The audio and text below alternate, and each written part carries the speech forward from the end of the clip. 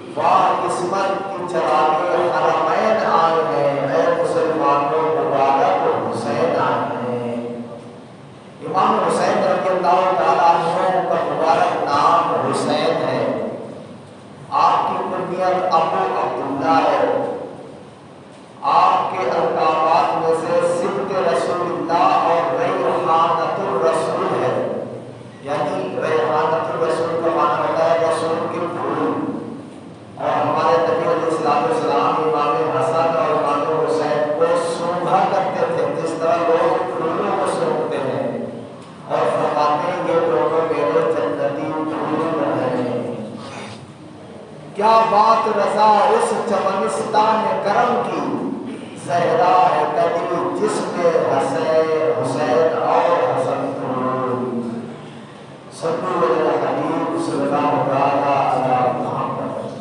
پیارے محترم اسلام، امام حسین رضی اللہ تعالیٰ عنہ کی فضیلت میں ہمارے اور آپ کے نبی علیہ السلام کے کئی ارشادات ملتے ہیں۔ چنانچہ 4 فرامل مصطفیٰ صلی اللہ علیہ وآلہ وسلم سنی اور امام حسین کی فضیلت کا اندازہ لگائیے۔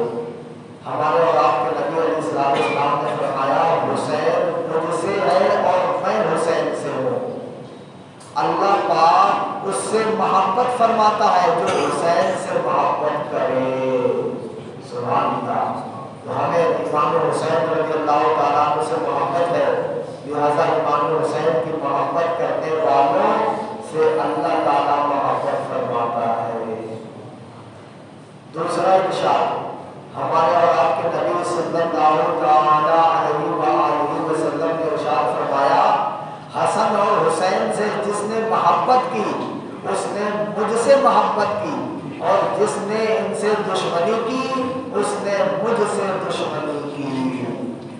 اور جو نبی سے دشمنی کرتا ہے وہ اللہ سے دشمنی کرتا ہے، اور جو اللہ سے دشمنی رکھے وہ کبھی کامیاب نہیں ہوتا۔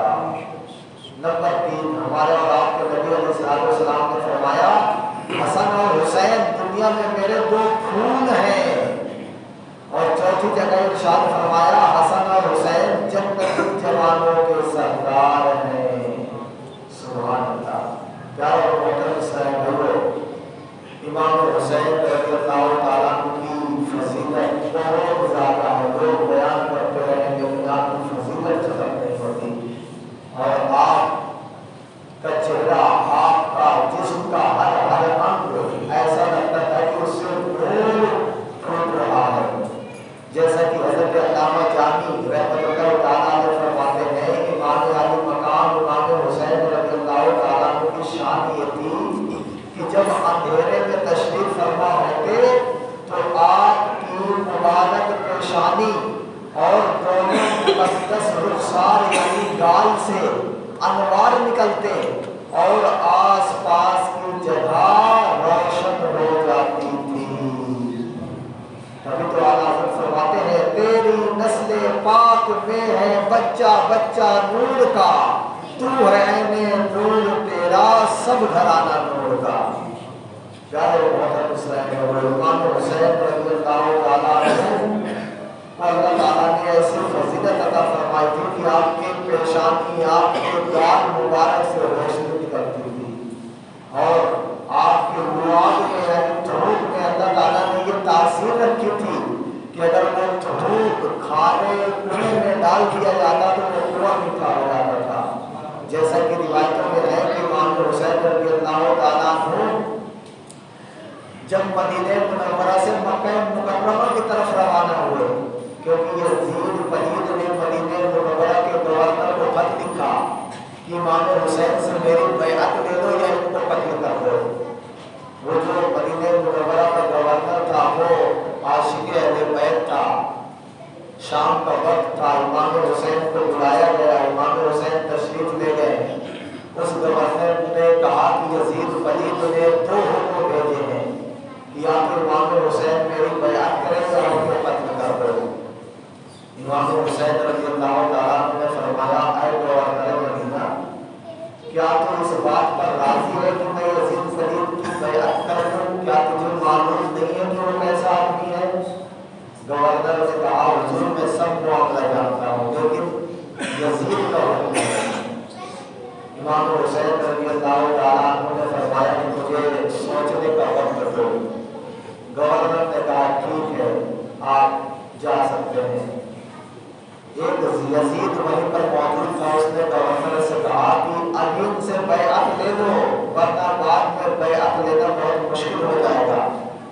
اس گورنر نے کہا کہ خاموش رہے، میں ان کے ساتھ زبردستی نہیں کر سکتا۔ چنانچہ امام حسین گھر آئے، اپنے گھر کے لوگوں کو جمع کیا، مشورہ کیا کہ کیا کرنا چاہیے۔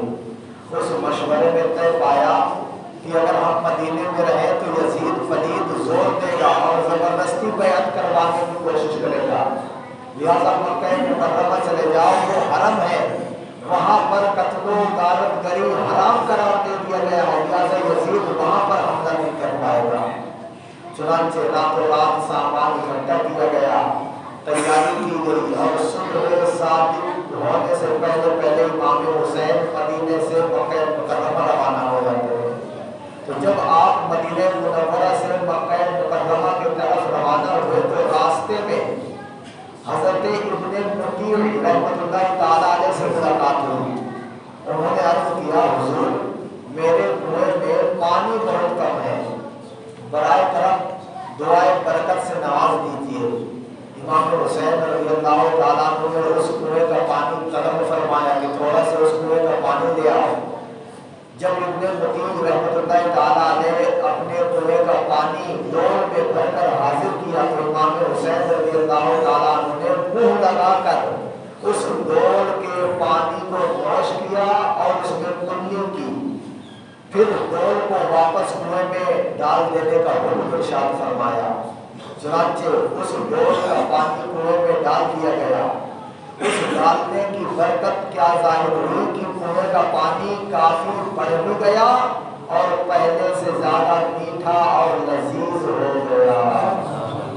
شاعر کہتا ہے، باغ جنت کے ہیں بہرے مدح خانے اہل بیت، تم کو مزدہ نار کا اے دشمنان اہل بیت۔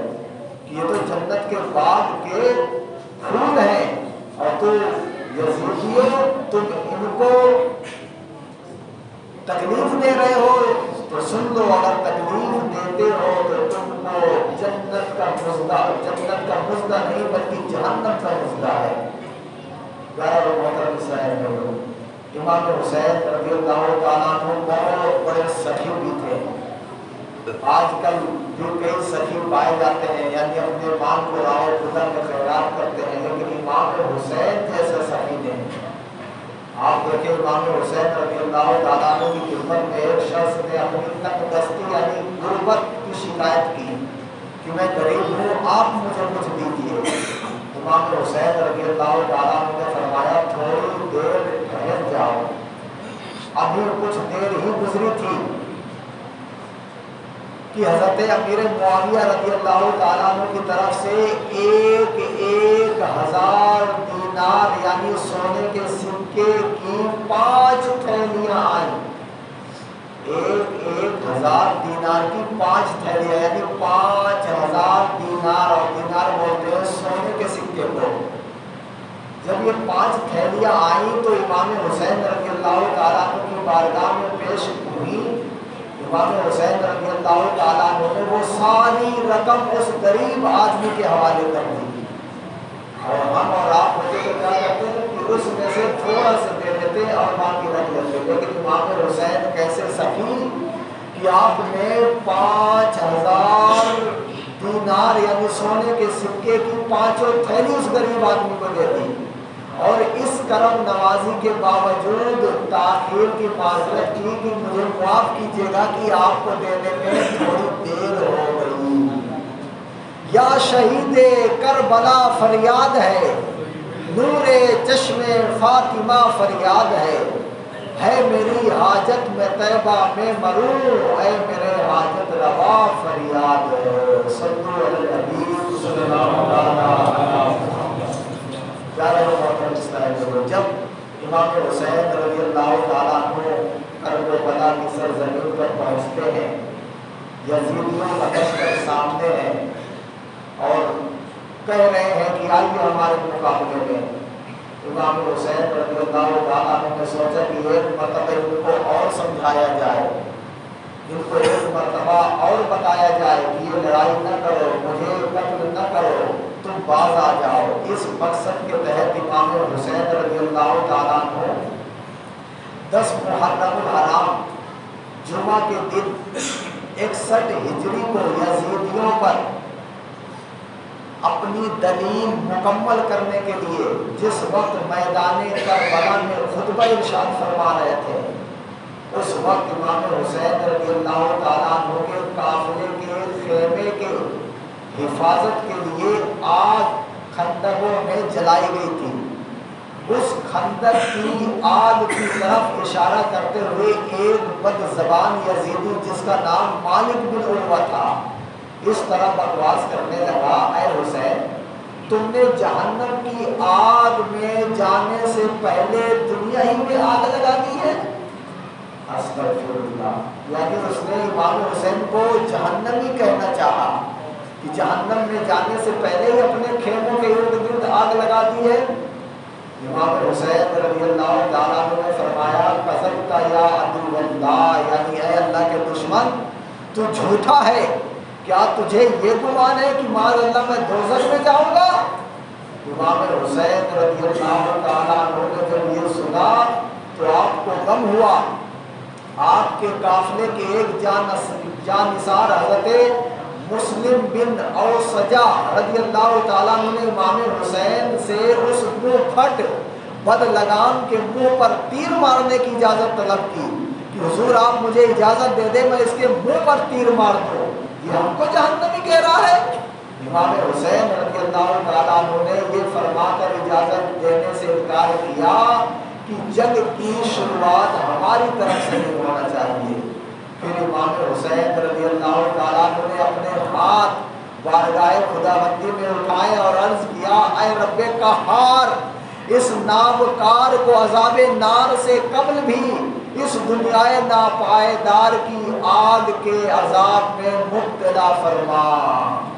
چنانچہ لوگوں نے دیکھا کہ امام حسین کی دعا فوراً قبول ہوئی اور اس بد لگام کا گھوڑا بدکا، گھوڑے کا پاؤں زمین کے ایک سوراخ پر پڑا جس سے گھوڑے کو جھٹکا لگا اور اس بے ادب و گستاخ یزیدی گھوڑے سے گرا، اس کا پاؤں گھوڑے کے رکاب میں الجھا، گھوڑا اسے گھسیٹتا ہوا دوڑا اور آگ کی خندق میں ڈال دیا اور وہ بد نصیب آگ میں جل کر بھسم ہو گیا۔ امام حسین رضی اللہ تعالیٰ عنہ نے سجدہ شکر ادا کیا، حمد الہی بجا لائے اور عرض کی، یا اللہ تیرا شکر ہے کہ تو نے آل رسول کے گستاخ کو ہاتھوں ہاتھ سزا دے دی، اہل بیت پاک سے گستاخیاں بے باقیاں، لعنت اللہ علیکم دشمنان اہل بیت، تو تم پر اللہ کی لعنت ہو، تم اہل بیت سے دشمنی رکھتے ہو۔ اسی طرح کا ایک واقعہ کربلا کی سرزمین میں اور نمودار ہوا۔ ایک گستاخ بد لگام یزیدی کا ہاتھوں ہاتھ بھیانک انجام دیکھ کر چاہیے کہ یزیدی لوگ عبرت حاصل کرتے اور آپ سے جنگ کرنے سے باز آتے، لیکن اس کو ایک اتفاقی معاملہ سمجھ کر بھول گئے اور ایک دوسرے بے باک یزیدی نے امام حسین رضی اللہ تعالیٰ عنہ کو مخاطب کر کے کہنے لگا، اے امام حسین اللہ کے رسول سے آپ کو کیا نسبت ہے، آپ کی کیا رشتہ داری ہے اللہ کے رسول سے؟ جب یہ جملہ امام حسین نے سنا تو آپ کو سخت تکلیف پہنچی کہ میں تو رسول اللہ کا نواسا ہوں، میں ان کی بیٹی کا بیٹا ہوں اور یہ گستاخ کہہ رہا ہے کہ رسول اللہ سے تمہیں کیا نسبت؟ لہذا آپ نے تڑپ کر دعا کی، اے رب جبار اس بدگفتار کو اپنے عذاب میں گرفتار فرما لے۔ چنانچہ دعا کا اثر ہاتھوں ہاتھ ظاہر ہوا، اس بکواس کرنے والے کو ایک دم پاخانہ لگا اور وہ فوراً گھوڑے سے اتر کر ایک طرف بھاگا اور ننگے ہو کر بیٹھنا چاہا کہ اچانک ایک سیاہ بچھو نے ڈنک مارا اور نجاست آلودہ تڑپتا پھرتا اپنے لشکر کی جانب آیا اور نہایت ہی ذلت کے ساتھ اپنے لشکریوں کے سامنے اس بد زبان کی جان نکلی، مگر پھر بھی یزیدیوں نے اس واقعے کو ایک واقعہ ہی تک محدود رکھا، اس سے عبرت حاصل نہ کیا۔ علی کے پیارے خاتون قیامت کے جگر پارے، زمین سے آسماں تک دھوم ہے ان کی سیادت کا۔ یزیدی فوج کا ایک سخت دل شخص امام حسین رضی اللہ تعالیٰ عنہ کے سامنے آ کر یوں کہنے لگا، دیکھو تو صحیح دریائے فرات کیسا موجیں مار رہا ہے، خدا کی قسم تمہیں اس کا ایک قطرہ بھی نہیں ملے گا اور تم یوں ہی پیاسے ہلاک ہو جاؤ گے۔ امام حسین رضی اللہ تعالیٰ عنہ نے اللہ تعالیٰ کی بارگاہ میں دعا کی، اللہم امیتہ، اے اللہ تو اس کو مار، عطشانہ یعنی پیاسے ہی اس کو مار دے۔ امام علی مقام رضی اللہ تعالیٰ عنہ کے دعا مانگتے ہی اس بے حیا کا گھوڑا بدک کر دوڑا، وہ پکڑنے کے لیے آگے بڑھا لیکن اس گھوڑے کو پکڑ نہ پایا، یہاں تک کہ اس گھوڑے کا پیچھا کرتا رہا ہے، یہاں تک کہ اس کو دوڑنے کی وجہ سے شدت کی پیاس لگی اور العطش یعنی ہائے پیاس پکارتا رہا، مگر پانی جب اس کے منہ سے لگاتے تھے تو ایک قطرہ بھی نہ پی سکتا تھا، یہاں تک کہ اسی شدت پیاس میں تڑپ کر مر گیا۔ امام حسین کو تانا دیا کہ اس دریا سے تمہیں پانی نہیں ملے گا، اللہ تعالیٰ نے اس بدبخت کو دنیا ہی میں پیاسا مارا۔ ہاں مجھ کو رکھو یاد، میں حیدر کا پسر ہوں اور باغ نبوت کے شجر کا میں ثمر ہوں، میں دید ہمت کے لیے نور نظر ہوں، پیاسا ہوں مگر ساتھ یہ کوثر کا پسر ہوں۔ پیارا اور محترم اسلامی بھائیو، امام حسین رضی اللہ تعالیٰ کی شان عالی کس قدر عظمت والی ہے آپ کو ان واقعات سے ضرور معلوم ہو چکا ہوگا۔ اللہ تعالیٰ امام حسین رضی اللہ تعالیٰ عنہ کے گستاخوں کو کیسی سزا ہاتھوں ہاتھ دی اور امام حسین رضی اللہ تعالیٰ عنہ کی عظمت، ان کی رفعت کو لوگوں کے سامنے کیسے نمودار فرمایا۔ صدر الافاضل مولانا نعیم الدین مراد آبادی علیہ رحمۃ اللہ علیہ بعض گستاخان حسین کے ہاتھوں ہاتھ ہونے والے عبرت ناک بد انجام کے واقعات نقل کرنے کے بعد لکھتے ہیں، فرزند رسول کو یہ بات بھی دکھا دینی تھی کہ ان کی مقبولیت اللہ تعالیٰ کی بارگاہ میں کیسی ہے، اور لوگوں کو بھی دکھانا مقصود تھا کہ لوگوں امام حسین کو عام آدمی نہ سمجھنا، بلکہ یہ اگر چاہیں تو اللہ تعالیٰ سے دعا کریں تو یہ دریا کا پانی کیا آب کوثر کا پانی بھی کربلا کی سرزمین میں آ سکتا ہے۔ امام علی مقام رضی اللہ تعالیٰ عنہ کی ایسی شان ہے کہ شاعر کہتا ہے کہ میں یہ کہوں کہ اگر امام حسین پیاسے ہوں تو پھر میں بے ادب ہوں۔ اصل بات یہ ہے کہ وہ دریائے فرات کا پانی امام حسین کے لب سے لگنے کو ترس گیا۔ میں جو کہوں کہ امام حسین پیاسے ہیں تو یہ بے ادبی ہے، بلکہ نم سے لب حسین کو ترسا ہے آب ریت پر۔ تو یہ امام حسین نہیں ترسے، امام حسین اگر چاہتے ہیں تو جن کے لیے جنت سے جوڑے آیا کرتے تھے تو جنت سے پانی نہیں آ سکتا۔ امام حسین رضی اللہ تعالیٰ عنہ کے ساتھ یہ امتحان تھا، اور جو اللہ تعالیٰ کا مقبول بندہ ہوتا ہے اللہ تعالیٰ اس کو امتحان میں مبتلا کرتا ہے، اور اس امتحان پہ پاس ہونے کی وجہ سے اللہ تعالیٰ ان کو بلند رتبے عطا فرماتا ہے۔ کئی بزرگان دین رحمہ اللہ مبین نے اپنی کتابوں میں لکھا ہے کہ امام حسین سے کرب و بلا کی سرزمین پر ایک امتحان نہیں لیا گیا۔ حضرت ابراہیم علیہ السلام سے بھی امتحان لیے گئے، لیکن ایک ساتھ سارے امتحان نہیں لیے گئے، بلکہ باری باری سے امتحان لیا گیا۔ کبھی ابراہیم علیہ السلام کو کہا گیا کہ اپنے اولاد کی قربانی دیجیے، کبھی کہا گیا اپنی جان کی قربانی دیجیے۔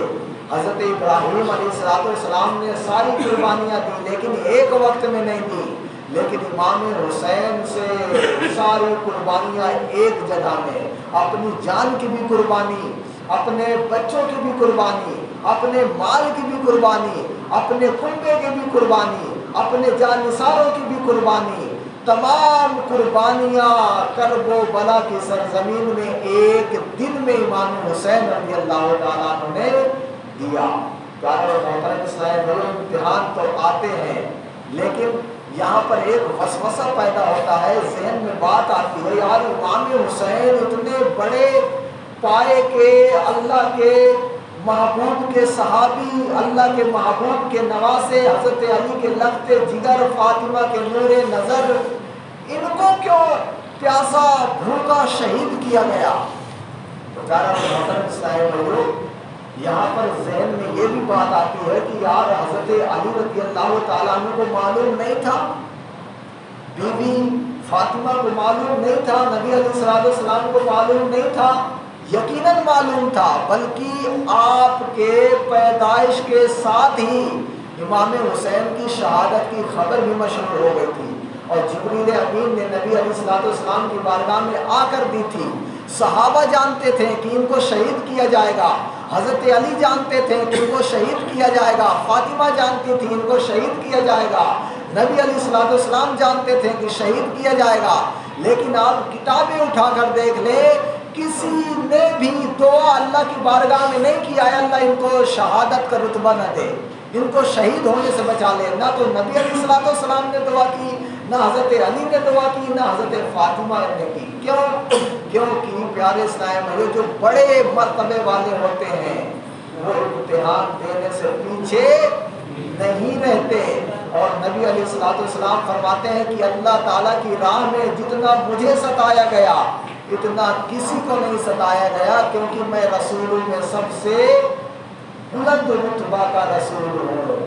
تو جو جیسا رتبے والا ہوتا ہے اللہ تعالیٰ اس کو ویسے ہی امتحان میں مبتلا کرتا ہے۔ پیارے محترم اسلام، محرم الحرام کا یہ مہینہ جاری و ساری ہے، عاشقان امام حسین، عاشقان اہل بیت اس مہینے کے 10 روز تک فاتحہ اور نیاز بھی دلواتے ہیں۔ اچھی بات ہے، دلوانا چاہیے۔ الحمدللہ اس مسجد میں ہم نے 11 روزہ ذکر شہدائے کرب و بلا بھی منعقد کیا ہے۔ روزانہ عشاء کی نماز کے بعد آدھا گھنٹہ بیان ہوتا ہے، تو پہلے دن بیان ہوا تھا دین اسلام کی خوبیوں پر، کل رات میں بیان ہوا سیرت مصطفیٰ پر، اور آج انشاءاللہ عشاء کی نماز کے بعد آدھا گھنٹہ بیان ہوگا صحابہ اور اہل بیت کی عظمت پر، کہ صحابہ کس کو کہتے ہیں، ان کی کیا فضیلت ہے، اہل بیت میں کون کون لوگ آتے ہیں، ان کی کیا فضیلت ہے۔ انشاءاللہ آج اس موضوع پر بیان ہوگا۔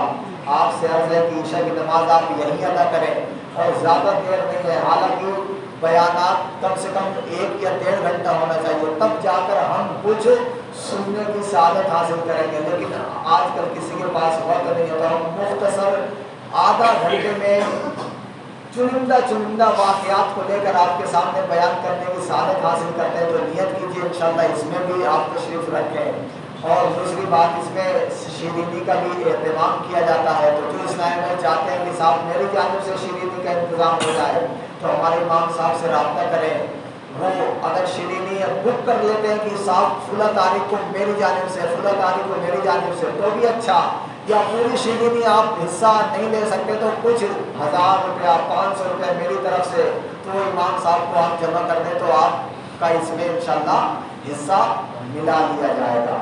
10 محرم الحرام کے تعلق سے چند باتیں سماعت فرمائیے۔ عوام میں مشہور ہے کہ 10 محرم کو کھانا نہیں بننا چاہیے، گھر میں کھانا بنے گا تو یہ معیوب لوگ سمجھتے ہیں، تو اس کے بارے میں مفسر شہیر حکیم الامت مفتی احمد یار خان علیہ رحمۃ الحنان فرماتے ہیں محرم کی 9ویں اور 10ویں کو روزہ رکھے تو بہت ثواب پائے گا۔ بال بچوں کے لیے 10ویں محرم کو خوب اچھے کھانے پکائے تو انشاءاللہ عز و جل سال بھر تک گھر میں برکت رہے گی، اور بہتر یہ ہے کہ کھچڑا پکا کر امام حسین اور دیگر شہیدان کربلا کی فاتحہ کرے، کہ یہ بہت مجرب یعنی آزمایا ہوا عمل ہے، تو جس سے ہو سکے تو کھچڑا بنا کر فاتحہ دلوائے، ورنہ بہترین سے بہترین کھانا بنوا کر فاتحہ دلوائے اور اپنے بال بچوں کے کھانے کا اہتمام کرے۔ اچھا، بعض لوگ کہتے ہیں صاحب یہ کیا، ہم تو کئی نسلوں سے سنتے آئے ہیں کہ کھانا نہیں بنتا، روٹی نہیں بنتی، یہ تو غم کا دن ہے، امام حسین شہید کیے گئے۔ تو پیارا اور محترم اسلام بھائیو، اسلام میں اگر کسی عورت کا شوہر مر جاتا ہے تو اس کو سوگ کرنے کا حکم ہے، لیکن پورے زندگی بھر سوگ کرنے کا حکم نہیں ہے۔ تو امام حسین رضی اللہ تعالیٰ عنہ کی شہادت 61 ہجری میں ہوئی، آج 1445 ہجری چل رہی ہے، تو کچھ کم 1400 سال ہو گئے ہیں۔ تو ہم نہ ان کے گھر کے ہیں، تو بیوی کو بھی سوگ منانے کا شریعت نے اجازت دی ہے، لیکن کچھ دنوں کے لیے، اس کے بعد سوگ منانا اس کے لیے بھی جائز نہیں ہے۔ تو پیارے اسلام بھائیو، ہم عاشقان امام حسین ہیں، ہم سوگ نہیں منائیں، یہ سوگ منانا شیعوں کا کام ہے، وہ سوگ مناتے ہیں۔ اور سنی کیا کرتے ہیں؟ امام حسین رضی اللہ تعالیٰ عنہ کی نیاز دلواتے ہیں، ان کے لیے ایصال ثواب کرتے ہیں۔ تو ہم واہ حسین والے ہیں، آہ حسین والے نہیں ہیں۔ پیارا محترم اسلام بھائیو، اس میں ایصال ثواب کریں۔ امام حسین کے لیے اگر ہم روئیں گے تو کیا اس کا ثواب ملے گا؟ نہیں ملے گا۔ ہم ایصال ثواب کریں گے، قرآن پڑھیں گے، نیاز دلوائیں گے، فاتحہ دلوائیں گے، ذکر و اذکار کریں گے، اس کا ثواب ملے گا۔ اور الحمدللہ 9، 10، 11 محرم کو دعوت اسلامی کا 3 روزہ مدنی قافلہ امام حسین کے ایصال ثواب کے لیے فیضان مدینہ سے روانہ ہو رہا ہے۔ آپ 3 دن مدنی قافلے میں سفر کر لیں۔ امام حسین تو مدینے سے مکے اور مکے سے کوفہ آئے تھے سفر کر کے، آپ انہی کی یاد میں 3 دن کے لیے مدنی قافلے میں سفر کیجئے، پھر آپ کو پتہ چلے گا کہ یار مدنی قافلے میں سفر کر کے کیا ہوتا ہے۔ اور اس 9 اور 10 تاریخ کو روزہ رکھیں کہ رمضان کے روزے فرض ہونے سے پہلے 10 محرم الحرام کا روزہ مسلمانوں کے لیے فرض تھا۔ جب رمضان کے 30 روزے فرض ہوئے تو پھر محرم کا روزہ فرض نہیں رہا، مگر یہ نفل ہو گیا۔ اور اس دن بڑی فضیلتیں انشاءاللہ اگلے جمعہ کو آپ کو بتایا جائے گا کہ اس 10 محرم کو کون کون سے واقعات ہوئے تھے۔ انہی میں سے ایک یہ ہے کہ قیامت بھی 10 محرم اور جمعہ کے دن آئے گی، اور امام حسین کی شہادت بھی 10 محرم اور جمعہ کے دن ہوئی تھی۔ اللہ تعالیٰ کی بارگاہ میں دعا ہے کہ ہمیں امام حسین رضی اللہ تعالیٰ عنہ کی برکتوں سے مالا مال فرمائے، جو اسلام میں سنت ادا نہ کی